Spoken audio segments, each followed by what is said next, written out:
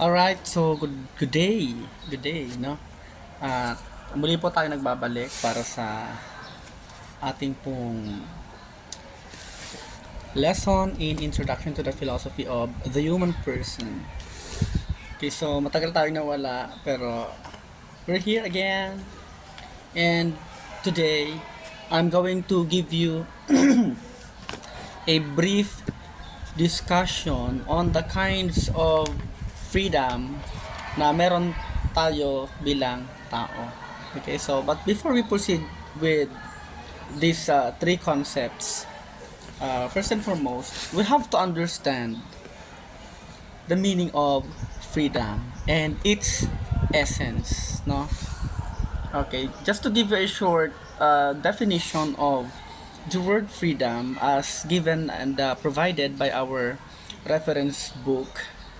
Freedom is an intrinsic and essential property of the person. Diba? Pag sinabi natin intrinsic, nandoon sa atin yon. Inside of us, nandyan yan. And essential, mahalaga. Okay? Property. Mahalagang pag-aari ng tao. Okay? So, ito yung nangangahulugan that human person by nature, no? Nasa nature ng tao na maging malaya, and it is also our nature to seek freedom. So lahat tayo naghahanap ng kalayaan kasi nasa kalikasan ng tao 'yun eh, 'di ba? And an important indication of human freedom is the ability to make choices, 'di ba? O paano mo nasabi that you as a person have freedom? First and foremost, nakakapag-desisyon ka. Nakakapagpili ka sa mga bagay na gusto mo, 'di ba? So kung ayaw mong gawin yung isang bagay na 'yan, then you have the choice kung gagawin mo or hindi. And that's a good point, no? It's a good indication na yung tao ay meron nga talagang freedom, kalayaan.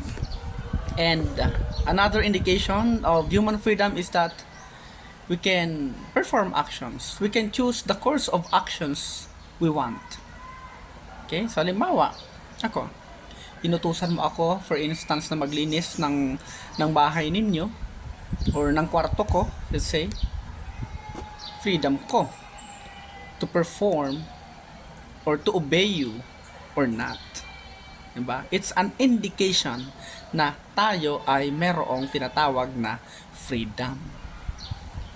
So, sabi dito, let's compare animals and human persons, di ba? And in some cases, animals and humans behave likely, no? Kagaya ng tao, yung mga hayop, they can also perform certain tasks, di ba? They can also perform certain tasks like in response to commands. So, ang tao pag inutusan, maaring sumunod. Say for instance yung hayop, aso, pag inutusan, maaring sumunod. So what sets us apart from these animals? What sets us apart is that yung tao, yun na nga, we can choose the course of action na pwede nating gawin or kung gagawa tayo or hindi, samantalang yung hayop, they have this what we so called predetermined behavior, 'di ba? Predetermined kasi alam mo na eh, like kagaya mga trained dogs, when you command them to fetch, for instance, you throw a ball, nagtapon ka ng bola, and then you command the dog na saluhin niya yun. Since it is trained na saluhin yun, alam mo na yung gagawin niya. Pero yung tao, pag naghagis ka ng bola, and then you say, fetch it, catch it. So, hindi mo madidetermine kung ano yung magiging action ng tao.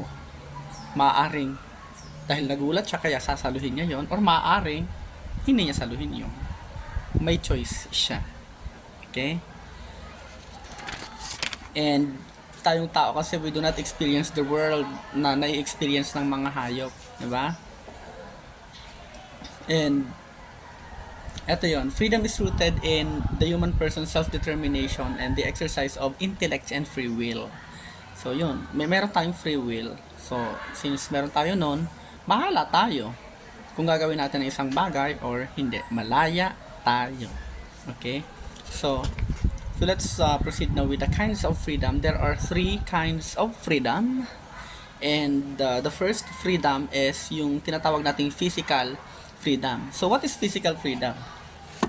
Okay, so according to our reference, no, physical freedom refers to the absence of any physical restraints. Ibig sabihin, walang humahad lang sa'yo. Okay? The person has the freedom of mobility. Maaari kang pumunta kung saan mo man gustong pumunta. Whether to where he or she wants to go. Okay? So, yung physical freedom yon. There is an absence of physical restraints. Walang pumipigil sa'yo, walang humahad lang sa'yo. Okay? So, walang makakahad lang sa'yo. So, kapag gusto mong umalis ng bansa, then go. Malaya ka. Malaya ka makapag-travel. Malaya kang makapunta doon sa mga lugar na gusto mong puntahan. Okay? He or she is not impeded in his or her actions by any physical force. Okay? So, walang makakapigil sa'yo. Maaaring magpigil man yan, but then, yung freedom mo ay hindi pwedeng alisin sa'yo. Okay? So, the moment na inalis nila yung freedom sa'yo, you have been dehumanized. Parang hindi ka na ginawang tao ng mga yon, di ba? So, granted that the person has natural limitations. Meron tayong tinatawag na natural limitations. Pero, physical freedom allows us to act and move in determined manner. So, alam natin kung ano talagang gagawin natin.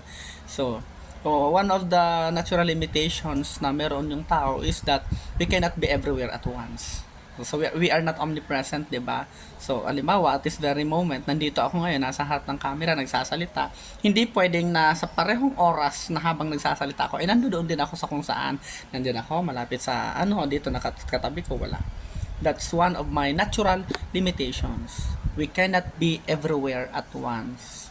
But, since we have this freedom, it allows us to move from one place to another and to go wherever we want to go. Okay, so that is physical freedom.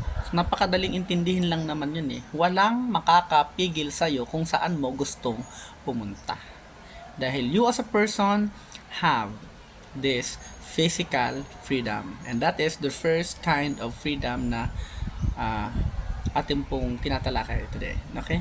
So, the second one is yung tinatawag nating psychological freedom. The psychological freedom, or other known as the freedom of choice. Okay?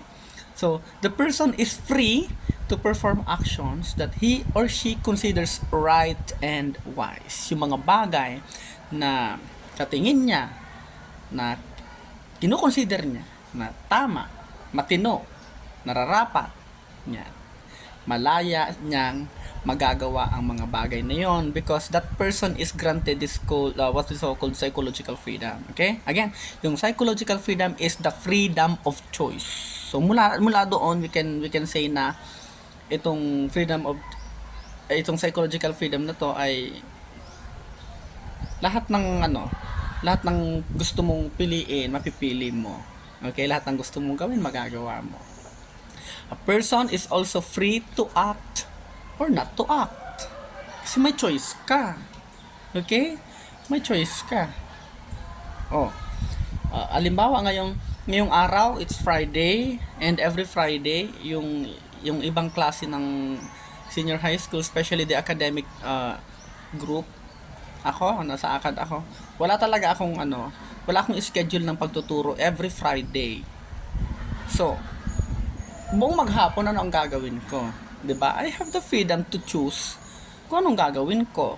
Like, mahihiga ako buong maghapon, gagawa ako ng lesson plans, mag-aaral ako ng aking lessons or what. Magpiprint ako ng kung anong dapat kong i-print. Nasa akin 'yun. Kung uupo lang ako maghapon, I have the choice. Okay? I have the choice. And psychological freedom is innate. Sa atin na 'yon. Kaya hindi yan maaalis sa atin. And cannot be denied a person. Okay, so lahat ng tao meron yan. Even a child. Gusto, ibili mo ng ibili mo ng laruan, and when he doesn't like the toy, hindi niya kukunin yan. Pipiliin niya yung gusto niya. Diba? It's an indication na yung lahat ng tao ay merong psychological freedom. Kahit bata pa yan, na-exercise niya na yung kalayaan niyang pumili. Okay, no outside force or influence can compel a person to take action against his or her will. Okay?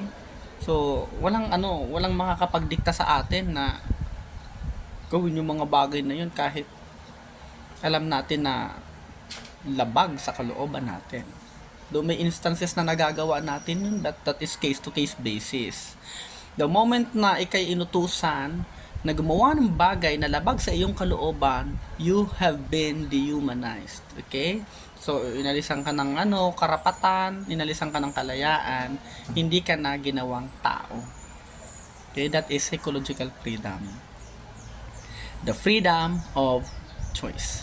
And the third and last kind of freedom that I'm going to discuss to you is yung moral freedom.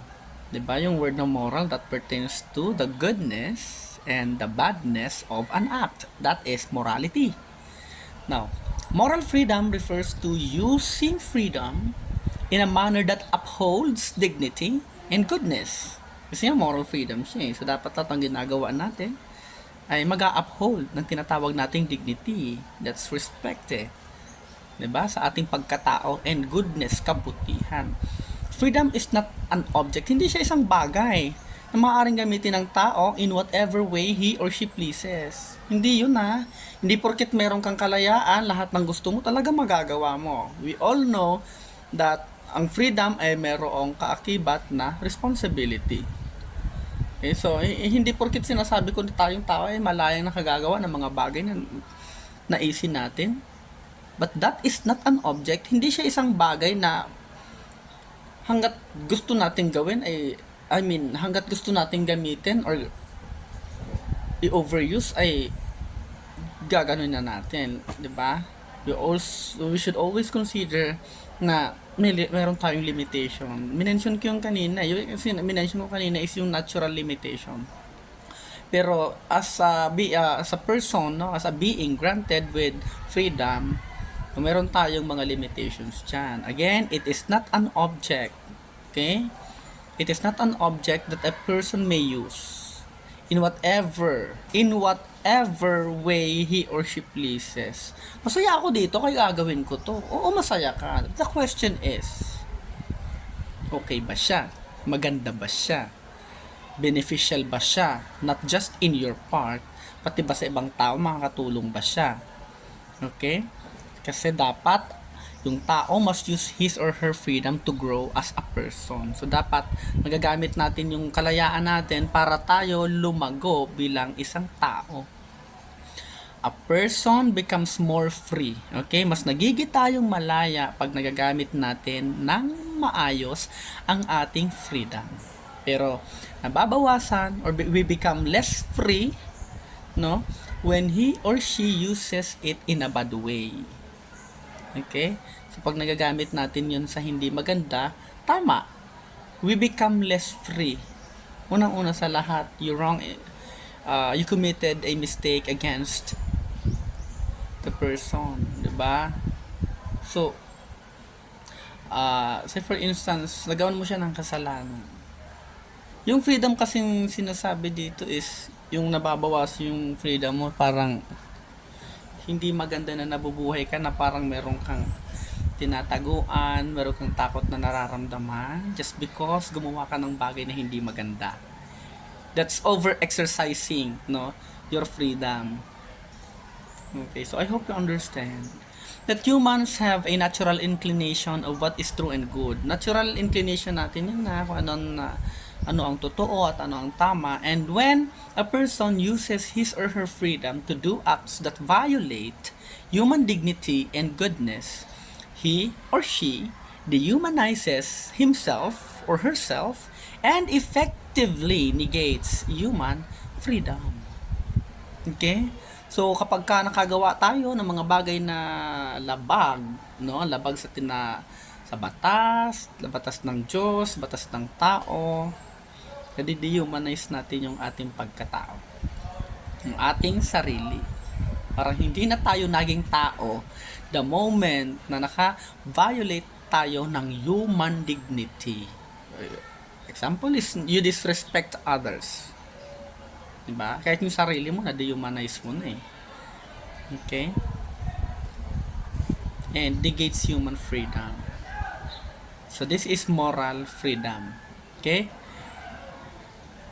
Using freedom in a manner that upholds human dignity and goodness. So, bagamat mayroon tayong kalayaan, wag nating aalisin sa ating isipan na wag natin itong i-over-exercise to a point na nakakapag-discriminate na tayo or nakagagawa na tayo ng kasalanan or ng hindi tama against ourselves and against others. Okay, so those are the three kinds of freedom. Again, yung physical freedom, which is the absence of any physical restraint. Maaari kang pumunta sa lugar na kung saan mo gusto nang walang nakakapigil sa'yo. Okay, and yung psychological freedom, or the what we so called freedom of choice, we can decide of the things that we want to do. Okay, we can choose the course of action that we want. And walang makakapagdikta sa atin. The moment na nadiktahan ka at gumawa ka ng labag sa iyong kalooban, that person already dehumanizes you. And the third one is the moral freedom, that is using freedom in a manner that upholds human dignity and goodness. So, yun. If you have an example of each freedom na minention ko, you may comment down, or kung meron kayong gustong idagdag, kasi ito ay based lamang po sa ating sa ating pong aklat, then you may add. Okay? So, appreciated lahat ng inyong tawag dyan reactions on this topic. Thank you so much, and follow Teacher J. God bless you.